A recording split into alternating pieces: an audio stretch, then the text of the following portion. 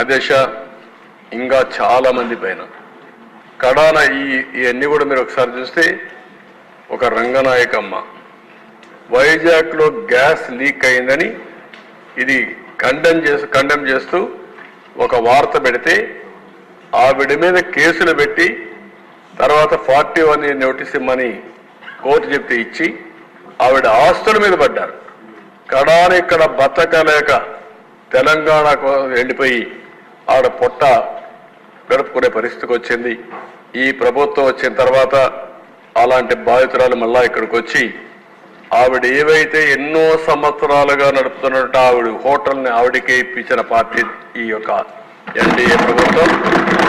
నేను ఒకటే ఈ సందర్భంగా కోరుతున్నా, చాలా మంది బాధితులు ఉన్నారు. ఆరుద్ర కూతురి ఆరోగ్యం బాగాలేదంటే డబ్బులు ఇవ్వకుండా ఇబ్బంది పెడతామంటే ఆవిడ ఆస్తి అమ్ముకుని కూతురికి వైద్యం చేయించాలనుకుంటే అది కూడా ఆనాటి మంత్రి ఎక్కడైతే తుని అతను మొత్తం ఆయన డ్రైవర్ వాళ్ళు కొట్టేసే పరిస్థితికి వస్తే ముఖ్యమంత్రి ఇంటికి వచ్చి చెప్పుకోవడానికి వస్తే రానియకుండా చేసి ఆ అమ్మాయిని వేధించడం మొదలుపెట్టారు. కడాన అమ్మాయి వారణాసికి వెళ్ళిపోయి అక్కడే కాపురం ఉండి ఈ ప్రభుత్వం పోయిన వెంటనే వచ్చింది.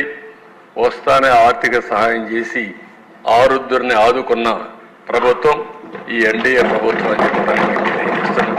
ఇలాంటి సంఘటనలు చాలా జరిగాయి అధ్యక్ష.